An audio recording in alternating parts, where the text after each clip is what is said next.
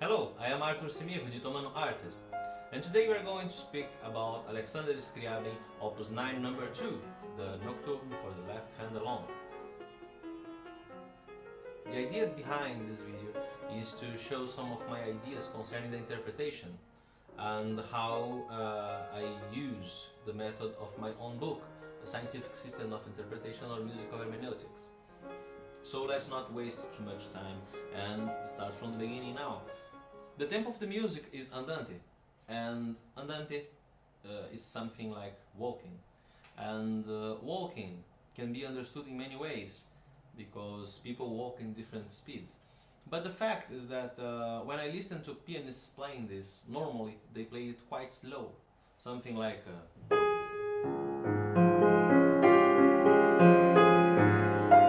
and this gives me the impression that most of these pianists are thinking about the accompaniment as basis for their tempo. But the fact is that tempo normally is related to time signatures and not to notes. And because of this, I try to think my walking time concerning the melody, and that makes the piece a bit faster.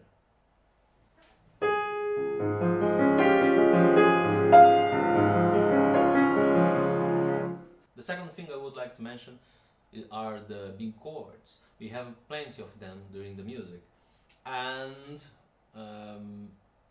while many people used to play, I think that it's quite wrong, because if you play it quite slow, you are removing the beat of the music. So it's like having two more notes and not only one chord. And so my suggestion is to study this, to play the big chords quite fast. So like, and you don't need a bigger hand. My hand is not big, so you just need to practice this, making movements with your hand like this, and also without stretching.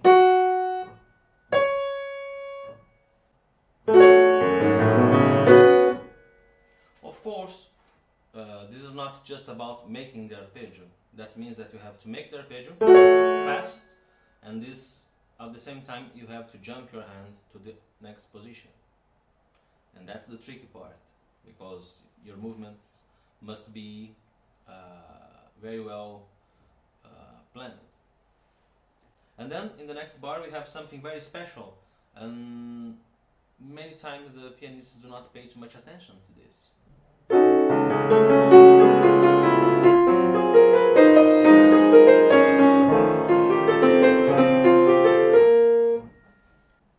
So as you can see here, you have a melody happening in the middle register of the piano.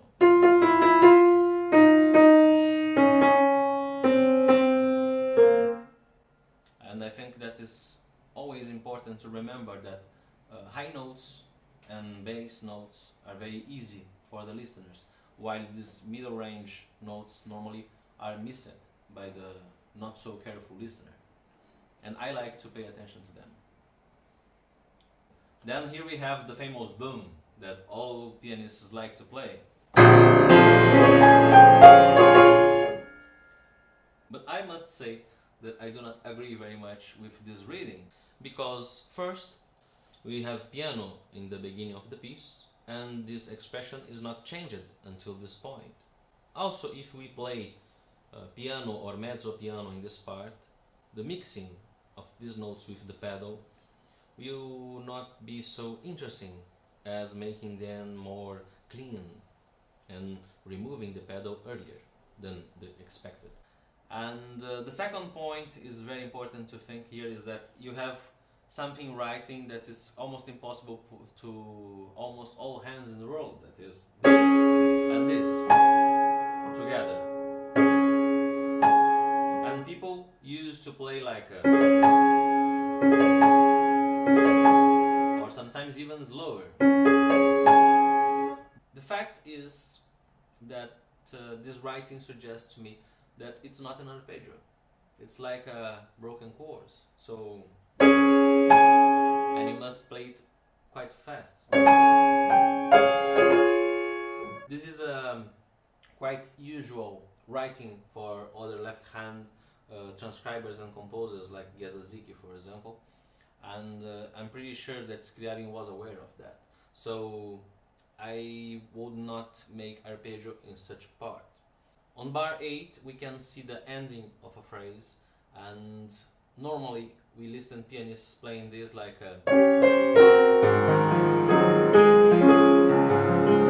pam pam pam, but actually this is different. This is, it's something like that because you need to breathe like a singer. Of course you can make less or more, but the fact is that when you have the ending of a phrase, it's better if you show to the listener that the melody is finishing and then starting again. So I always think that this is a very important tool for making your interpretation, understanding these lines and how to use it like a singer would use, maybe, you know, because in the end all you need to do is music, right? And then we have again big chords, and of course these big chords are not easy, and I will also suggest playing it as fast as possible.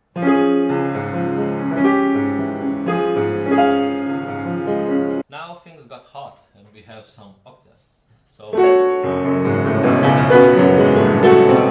and here I would like to say something very special about how to play this, because Scriabin wrote a D, then 2 chords, and this second chord you have fermata, and you have a rest after this, a silence. And at the same time this D is supposed to be still sounding. And the way to do this is to make a trick with the pedal. You play the D, press the pedal, then you make the first chord, second chord, put your hand on the D without playing the notes, but press until the end and remove the pedal. So the D will be still sounding, as you can see here.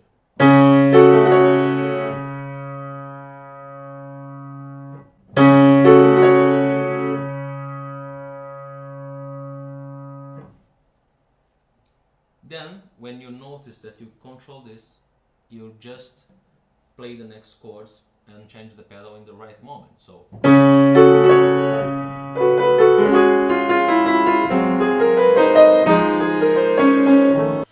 now we have the second section, which is very interesting, and I must say that I have never heard any pianist playing as it is writing.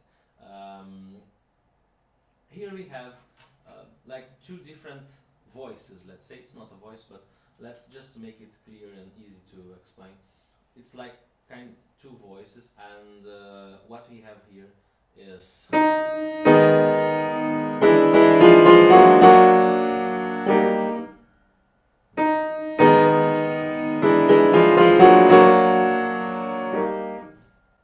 and at the same time we have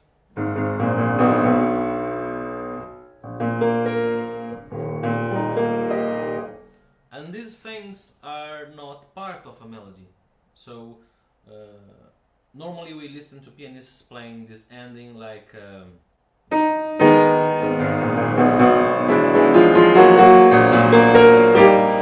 so like a melody, like part of it. The result would sound probably something like that.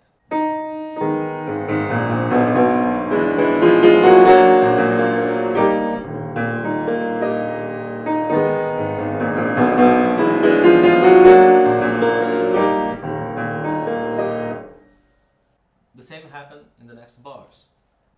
Just after this we have the most challenging part probably, which makes me say that this is not exactly an easy piece to play, and unless you play in the same way that most pianists do. And why I'm saying that is that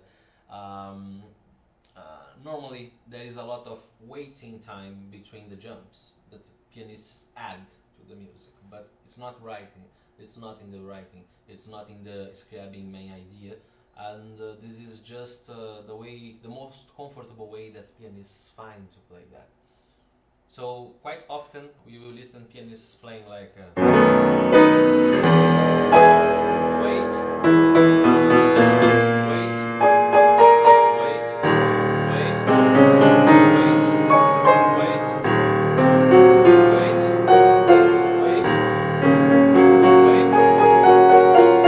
wait, wait, a lot of waiting, and I played one wrong chord. But that's not the problem now. The fact is that this is expected to be without all this waiting. So it must sound somewhat like this.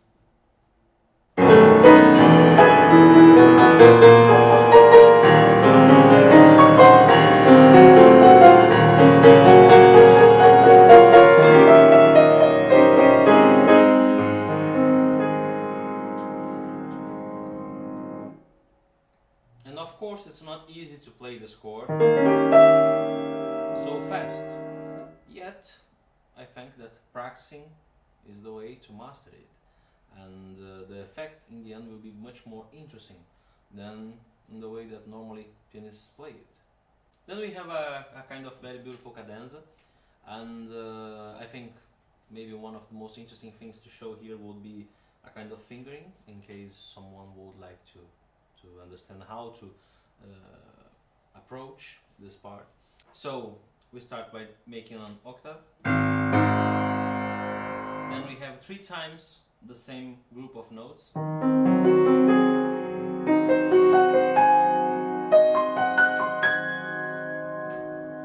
times the next group of notes. But I recommend changing the fingering the last repetition of this group, because at least me normally I start to play these groups using my 4th finger on the G flat, and I would use in the last repetition the 5th finger, and then it will be easier to reach all the notes that I need and to keep the same fingering for all the next notes.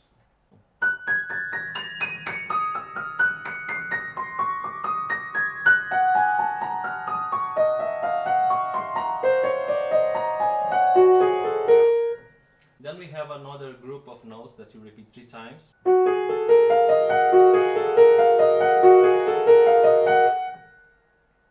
Last notes. And trillos.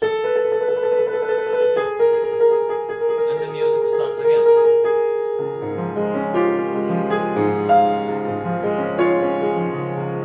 Then by the end of the 3rd page, the only thing that we have different is that we have a modulation quite near to what we have already played. So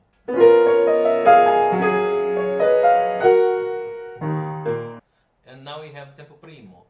Tempo primo is like the first tempo of the music, but with some differences now that are the melody is 1 octave lower and the accompaniment is a little bit different.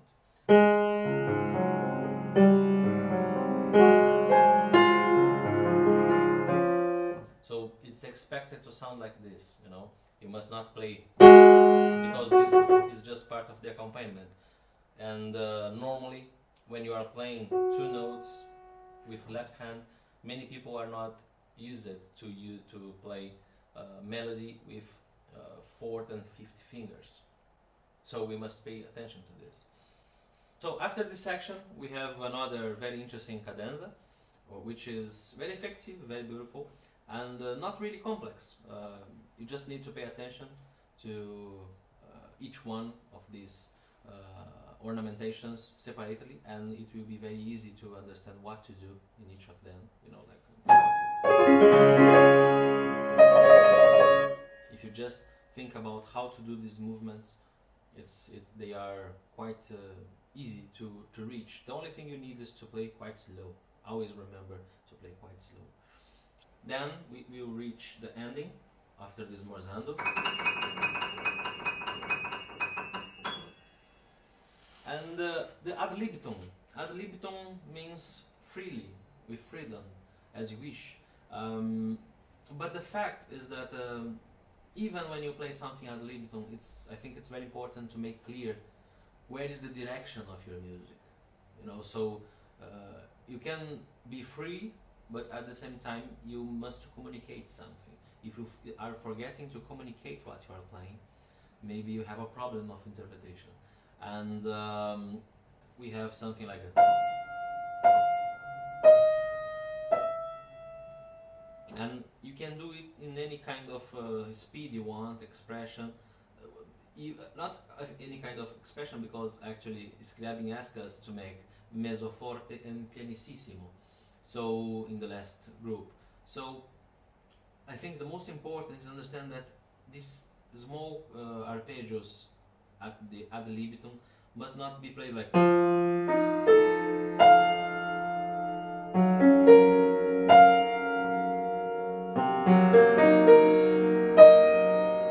or something like that, because this is just destroying what is writing. He wants us to play ad libitum in this writing, not in other writings. So if you understand the difference between this, we will make it very clear, like arpeggios like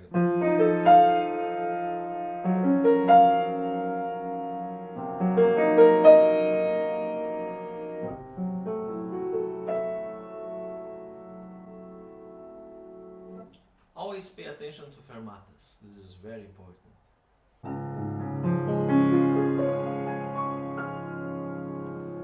And silences. All of them.